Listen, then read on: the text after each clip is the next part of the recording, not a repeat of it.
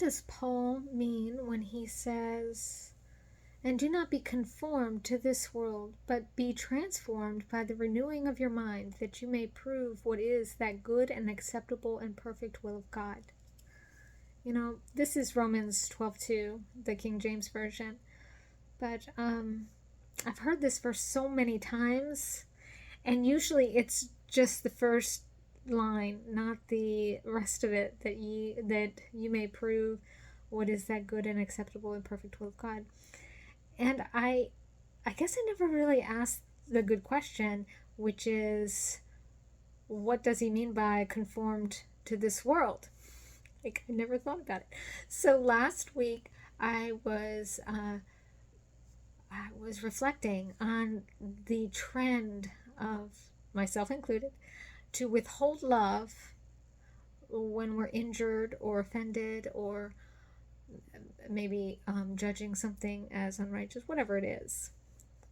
The reaction that we often have is to withhold love.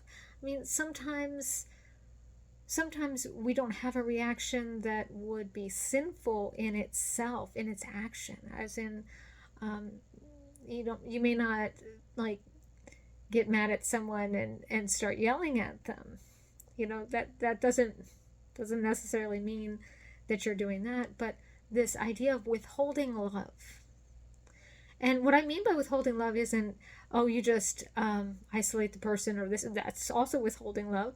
But what I mean is, when you harden your heart to somebody, and we see this happen all the time in relationships, in marriages, in relationships with our children, with our family, our friends, and our children with us, whatever it is. And so the knee-jerk reaction is, if you offend me, I'm going to harden my heart because it hurts. I'm not even mad that somebody does this. I'm not mad that somebody would, if I offended them, they would pull back. I can understand that, especially if I've hurt them. But, I think that's the reason why we need to go to each other and talk. And Jesus tells us to do that when someone offends us. But the world's reaction is to do that very thing. That's the world. That's the way the world handles things. And when you stop loving someone, even though you may not act in an unloving way, let's say you are still very friendly and you smile and you still, especially in, if you're at work or at church or something like that, you still are very cordial with them, but in your heart, you have now withheld love. You've hardened your heart. And what's going to end up happening is that you won't be able to see God's perfect will. See, that's the part that was so important when I saw this. And basically what happened was, I had thought about this, and then a friend of mine on Facebook posted this verse, and I had already been thinking about this woman, and I thought, oh wow, I needed to see that, because the second part of it that says that you may prove what is that good and acceptable and perfect will of God. When you withhold love from somebody, at least this has been my experience, so maybe this isn't universal, but when you start to harden your heart, that's what I mean by withholding love. You start to harden your heart to that person and keep them at a distance, because you got to protect yourself. And I'm not judging that. It just is what it is. But it's a very worldly way of dealing with things. When you do that, you can no longer see that perfect will. But when you choose to love your enemy, or maybe your friend, maybe your family member, but even your enemies, if you choose to love them regardless, you have this understanding and this wisdom that only comes from having that renewed mind. You can recognize God's perfect will, what he desires, not what you desire, what the world desires. So see, the renewing of the mind requires the love in your heart.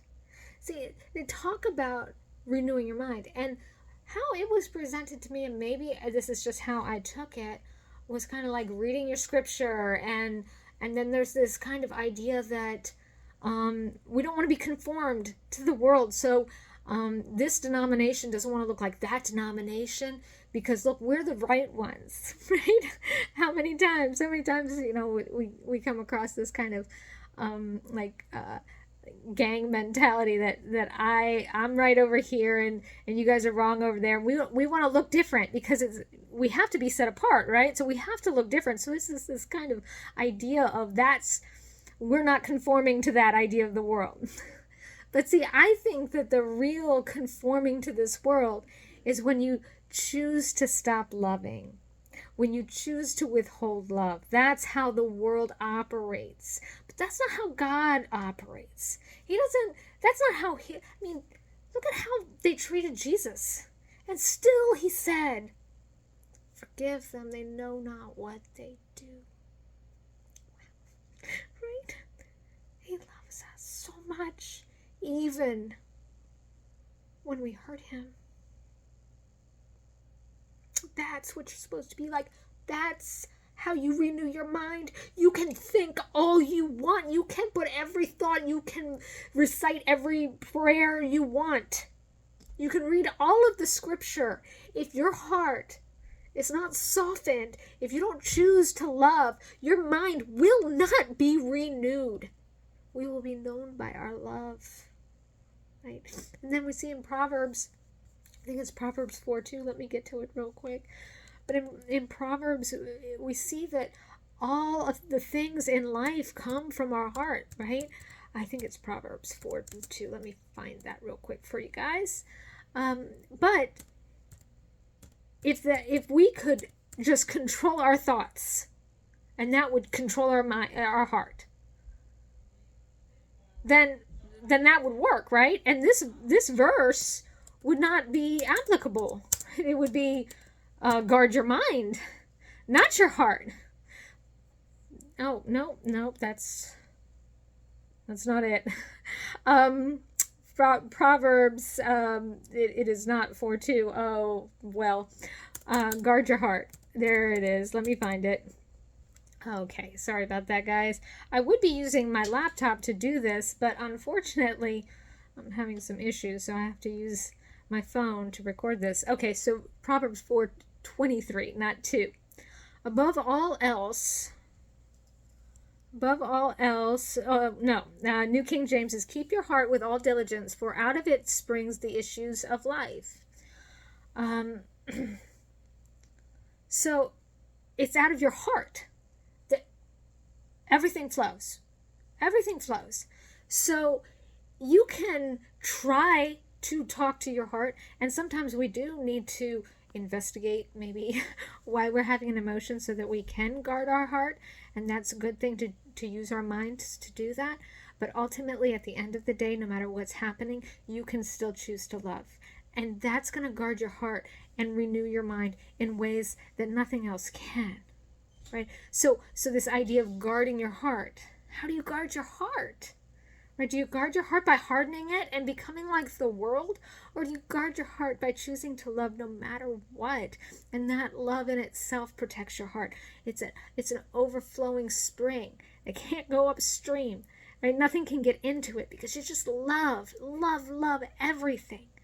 Now, I'm not saying that we tolerate evil either. I'm not saying that we don't defend the innocent. I'm not saying any of that. I'm saying choose love. And even when you have to defend the innocent, you can do it in a loving way, or at least in as loving as possible. So there is that too.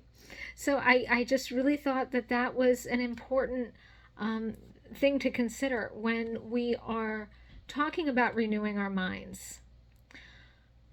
You're not going to be able to renew them unless you love. And when you do, when your mind is renewed because you choose to love, you will make some of the most amazing decisions that will confound the world. They will be confounded. But you know what? It's going to work. It's going to glorify God, and people aren't going to understand it, but it's going to bring glory to Him. He is going to be happy because you love. It's always so simple and always so hard. Choose to love, even when it's difficult.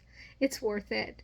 Even when it causes you to suffer, it's worth it. Love is always worth it.